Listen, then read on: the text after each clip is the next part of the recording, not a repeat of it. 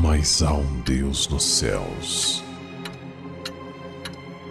que revela os segredos. Ele revelou o que vai acontecer no fim dos dias.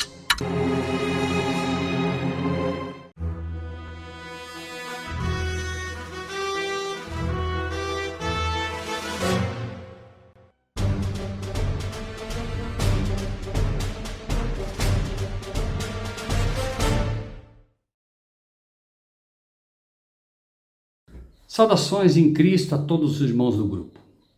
A pedido, estou gravando esse vídeo para tentar elucidar a questão de Moisés e Elias, que foi levantada em forma de pergunta enviada por um dos participantes. Leio o que ele nos enviou e vou comentando ponto a ponto para tentar tornar mais didático o assunto. Diz o envio deles: graça e paz a todos. Uma pergunta sobre um questionamento recebido e desejo repassar para o grupo para obter uma resposta sob a análise de todos. L.G. White descreveu em seu livro História da Redenção, no capítulo 22, nas páginas 173 e 174, que Jesus ressuscitou a Moisés quando Satanás estava querendo o corpo de Moisés, que estava sepultado. Ellen White escreveu afirmando que o arcanjo Miguel era Jesus Cristo, ou é Jesus Cristo, com a descrição afirmativa no livro em questão, que Jesus Cristo ressuscitou a Moisés, e isto não seria uma interferência aos escritos bíblicos? Essa é a pergunta inicial que é feita, né? Uma das perguntas em meio a muitas, né? Então, por um momento, deixamos de lado os escritos da senhora White, visto que a mensagem que Deus entrega através dela é para a sua verdadeira igreja. E não nos levem a mal aqui. A verdadeira igreja, ou seja, para os que guardam os mandamentos de Deus e têm o testemunho de Jesus. Então, por um momento, deixemos um pouco de lado a senhora e vamos ficar com a Bíblia. Diz o relato bíblico: então subiu Moisés das campinas de Moabe ao monte Nebo, ao cume de Pisga, que está em frente a Jericó. E o Senhor mostrou-lhe toda a terra, desde Gileade até Dan. E disse-lhe o Senhor: esta é a terra que jurei a Abraão, Isaque e Jacó, dizendo: a tua descendência darei. Eu te faço vê-la com os teus olhos, porém lá não passarás. Assim, morreu ali Moisés, servo do Senhor na terra de Moabe, conforme a palavra do Senhor. E o sepultou num vale. Quem o sepultou? O Senhor. Num vale, na terra de Moabe, em frente de Bet-peor. E ninguém soube até hoje o lugar da sua sepultura. Deuteronômio 34, 1 a 6. Leio outro texto que vai ajudar-nos a compreender também esta pergunta. Mas o arcanjo Miguel, quando contendia com o diabo e disputava a respeito do corpo de Moisés, não ousou pronunciar juízo de maldição contra ele, mas disse: o Senhor te repreenda. Judas 1:9. Fato bíblico. Alguém aqui denominado até aqui arcanjo Miguel contendia com o diabo a respeito do corpo de Moisés. Quem é Miguel? Diz-se que o cristianismo como um todo entende que existem arcanjos. A Bíblia em nenhum lugar ensina isso. A Bíblia ensina sobre arcanjo, singular, líder, anjos. Arcanjo, líder dos anjos, assim como arcebispo. Quem é o líder dos anjos? Apocalipse 12:7 responde: houve batalha no céu, Miguel e os seus anjos batalhavam contra o dragão e batalhavam o dragão e os seus anjos. Quem estava nesta luta? De um lado Satanás e os anjos que ficaram ao lado dele, e do outro lado Cristo, Miguel quando em batalha e os anjos de Cristo contra Satanás. Daniel 12:1. E naquele tempo se levantará Miguel, o grande príncipe, que se levanta a favor dos filhos do teu povo, e haverá um tempo de angústia, qual nunca houve, desde que houve nação até aquele tempo. Mas naquele tempo livrar-se ao teu povo todo aquele que for achado escrito no livro. Aqui nós sabemos, é o livro da vida. Quem está assentado à direita do Pai e no tempo de angústia se levanta a favor dos filhos do Israel espiritual e pode verdadeiramente ou ser assim e apenas nessa reta final? Que angústia é esta que nunca houve igual? Todo que for achado no livro? Que quer dizer Miguel? Em hebraico, Miguel significa aquele que é similar a Deus. Mi, quem, ka, como, réu, Deus. Só há um ser que pode afirmar isso sem blasfêmia. Disse Jesus: quem vê a mim, vê o Pai. Miguel é Cristo quando em batalha e é o único que pode verdadeiramente afirmar que é exatamente, ou pelo menos dentro daquilo que se entendemos nós, o único que pode dizer, quem vê a mim, vê o Pai. O cristianismo como um todo, as outras demais denominações cristãs, rejeita a ideia por não haver base bíblica de que Jesus Cristo seja retratado como arcanjo Miguel no livro de Judas, onde ali descreve a disputa do corpo de Moisés entre o arcanjo Miguel e Satanás. Isso faz parte da pergunta que veio. Respondemos: o cristianismo, não o verdadeiro cristianismo, rejeita o sábado, alegando não haver base bíblica para tal. Este mesmo pseudo-cristianismo que se curva ao Papa hoje, a besta de Apocalipse 13, e crê no arrebatamento secreto. Assim, o fato deste pseudo-cristianismo como um todo não crer na ressurreição de Moisés não acrescenta absolutamente nada à evidência bíblica. Muito pelo contrário, apenas descreve uma cegueira, infelizmente, quase que completa do cristianismo atual como um todo. Sigamos o que diz a pergunta.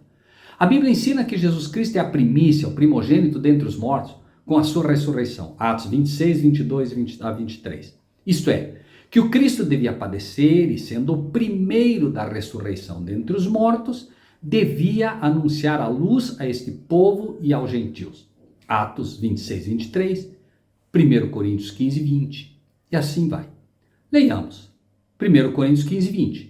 Porque assim como a morte veio por um homem, também a ressurreição dos mortos veio por um homem. A morte veio por Adão, a vida, ou ressurreição, veio por Cristo. Até aqui, ok. 1 Coríntios 15, 21, Colossenses 1, 18, Apocalipse 1, 5. Leiamos. E da parte de Jesus Cristo, que é a fiel testemunha, o primogênito dentre os mortos e o príncipe dos reis da terra. Apocalipse 1, 5. Os textos aqui falam de uma forma ou de outra, mais ou menos a mesma coisa. Mas veja aqui, inclusive, a questão de quem é o príncipe dos reis da terra. Voltando à questão de Miguel, o grande príncipe. O mesmo termo usado para Miguel. Aqui agora nós vamos entender o primogênito dentre os mortos. Novamente, o cristianismo como um todo crê que a pessoa morre e vai para um local para queimar eternamente, se não aceitou a Cristo, que denomina o inferno. Ou vai diretamente para o céu para lá viver eternamente. A Bíblia não ensina isso. A Bíblia ensina que o inferno é a segunda morte e não um local onde as pessoas que não aceitam Jesus vão para queimar por toda a eternidade. Se não entendemos isso, haverá de ser complicado entender o restante. É da segunda morte que Cristo aqui está falando quando se posiciona como primogênito ou primeiro dentre os mortos. De fato, ninguém até hoje, a não ser Cristo, passou pela segunda morte. Note-se o texto de Apocalipse 1,18. Diz Cristo aqui: e o que vivo e fui morto, mas eis aqui estou vivo para todo sempre. Amém. E tenho as chaves da morte e do inferno. Apocalipse 1,18. Por que Cristo diria que tem as chaves da morte e do inferno? Vejamos isso também à luz bíblica. E a morte e o inferno foram lançados no lago de fogo. Esta é a segunda morte. Apocalipse 20, 14. Diz mais, o próprio Apocalipse: quem tem ouvidos, ouça o que o Espírito diz às igrejas. O que vencer não receberá o dano da segunda morte. Apocalipse 2, 11. Mas, bem-aventurado e santo aquele que tem parte na primeira ressurreição. Sobre esses não tem poder a segunda morte, mas serão sacerdotes de Deus e de Cristo e reinarão com ele 1000 anos. Apocalipse 26. Na verdade, É triste ver como o cristianismo, de um modo geral, não compreende o verdadeiro estado dos mortos e não entende que não existe um pecador imortal. Cristo é quem morreu esta segunda morte, que é a morte pela qual nós não precisamos passar. Cristo é a vida eterna e ninguém pode viver eternamente a menos que receba de Cristo a vida eterna. Foi por isso que 2 anjos foram colocados à porta do Éden, para que Adão e Eva não pudessem mais entrar e não comessem do fruto da vida, sendo assim imortalizados como pecadores. Não existe vida eterna fora de Cristo. Não há como alguém viver eternamente se não recebeu a vida eterna de Cristo. O homem é mortal e vai morrer. Primeiro o sono da morte e depois a morte eterna. Diz ainda, se Moisés foi ressuscitado, na pergunta, então ele seria a primícia dos que dormem, ou seja, morreu, foi ressuscitado e foi para o céu? É diferente dos casos que a Bíblia descreve sobre pessoas que morreram e foram ressuscitados, mas morreram novamente, como o caso de Lázaro, do filho da viúva de Naim, da menina que Jesus ressuscitou, etc, etc, etc. Ocorre, e respondemos aqui, que Moisés passou apenas pela morte física, ou chamado sono da morte, assim como todos estes. Como Jesus explicou aos discípulos no caso de Lázaro. Não há diferença aqui. Lázaro, a filha de Naim, não há diferença em nenhum deles. A única diferença está em Cristo. Aliás, antes de Moisés, o primeiro que morreu, o sono da morte, foi Abel.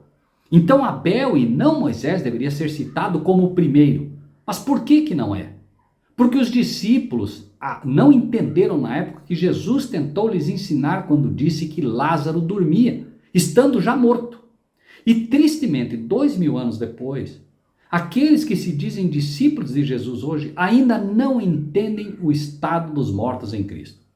Para Jesus, a morte do cristão é apenas um sono, porque ele, ao soar da 7ª trombeta, vai despertar a todos. Porque o mesmo Senhor descerá do céu com alarido, e com voz de arcanjo, e com a trombeta de Deus.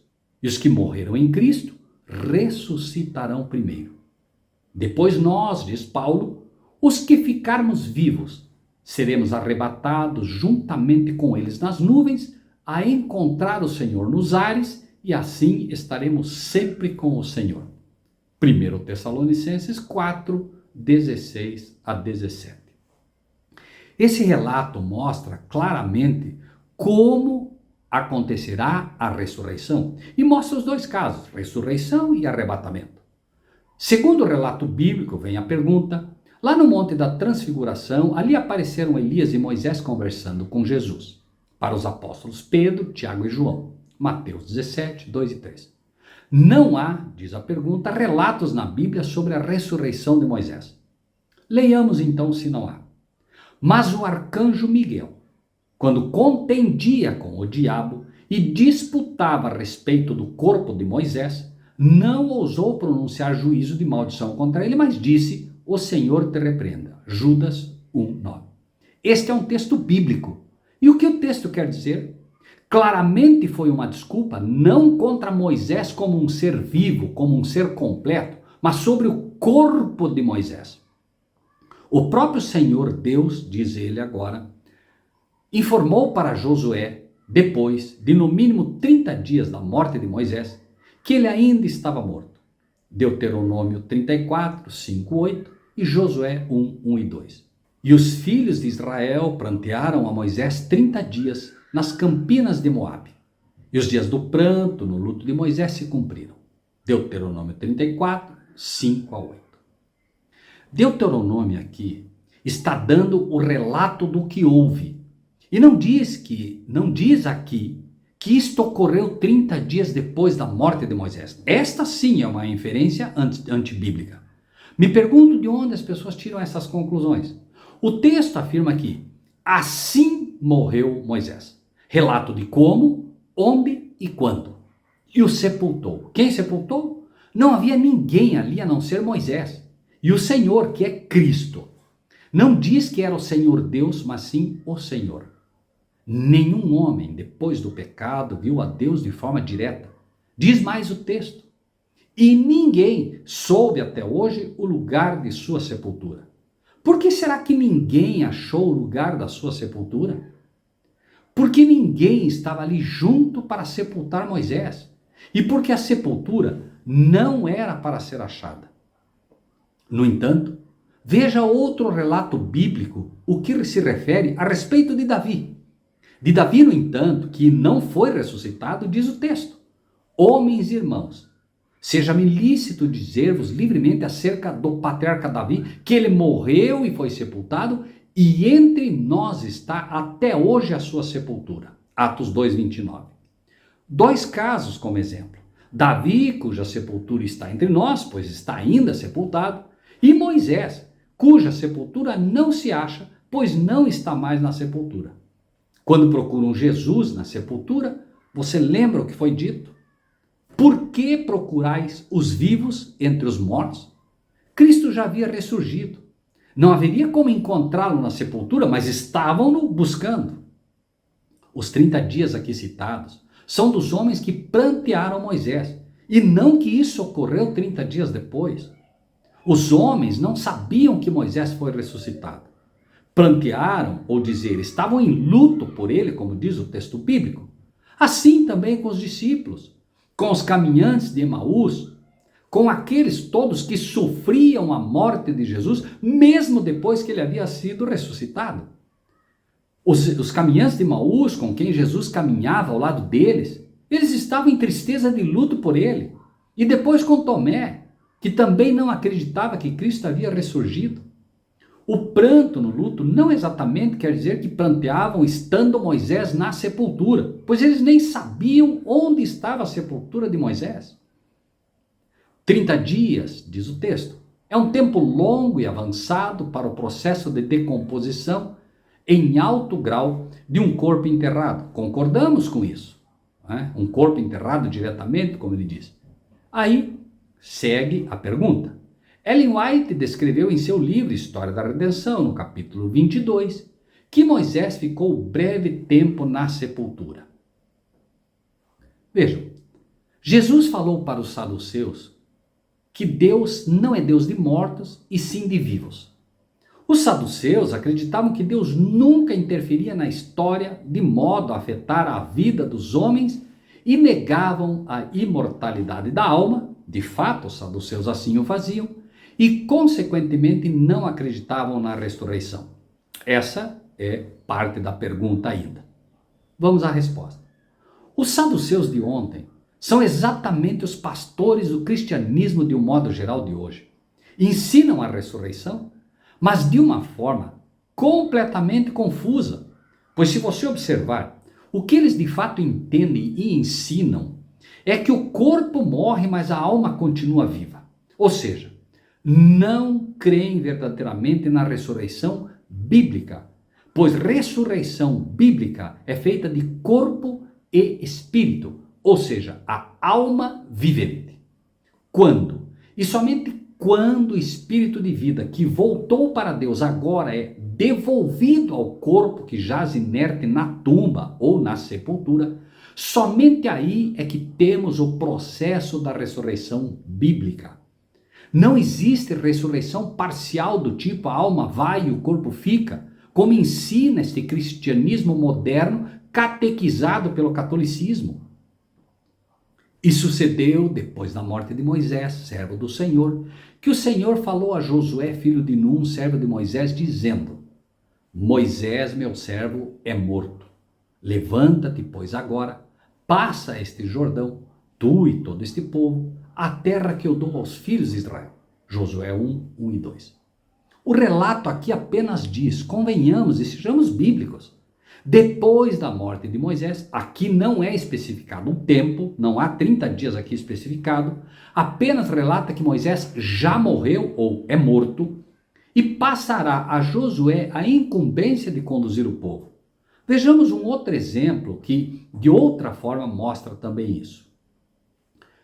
A pergunta diz: Jesus afirmou as palavras que seu pai declarou: eu sou o Deus de Abraão, Isaque e de Jacó. Ele não é Deus de mortos e sim de vivos. Mateus 22, 29 e 33. Então, diz a pergunta, Baseado nessa premissa, além de Elias e Moisés estarem vivos no céu, o contexto de Mateus 22, 29 a 33 indica que Abraão, Isaque e Jacó também estão vivos no céu, visto que o próprio Deus afirma ser Deus de vivos e não de mortos. Essa é a pergunta, e vamos ao texto bíblico. E acerca da ressurreição dos mortos, falando da ressurreição dos mortos, então, não tendes lido o que Deus vos declarou, dizendo: eu sou o Deus de Abraão, o Deus de Isaque, o Deus de Jacó? Ora, Deus não é Deus de mortos, mas dos vivos. Vejamos mais. E as turbas, ouvindo isto, ficaram maravilhados da sua doutrina. E os fariseus, ouvindo que ele fizera emudecer os saduceus, reuniram-se no mesmo lugar. Qual era o problema, repetimos, dos saduceus? Os saduceus não criam na ressurreição. E por não crer na ressurreição, criaram uma armadilha para Jesus. Jesus, de forma resumida aqui, diz o que Deus declarou. Eu sou o Deus de Abraão, o Deus de Isaque, o Deus de Jacó. Mas Jesus lhes observou: deixa os mortos a enterrar os seus mortos. Porém tu vai e anuncia o reino de Deus. Lucas 9, 60. Estavam mortos esses a quem Jesus disse: deixa os mortos que enterrem os mortos? Não, não estavam mortos. Mas Deus considera como mortos-vivos todos aqueles que não aceitam a vida em Cristo Jesus, pois não terão a vida eterna.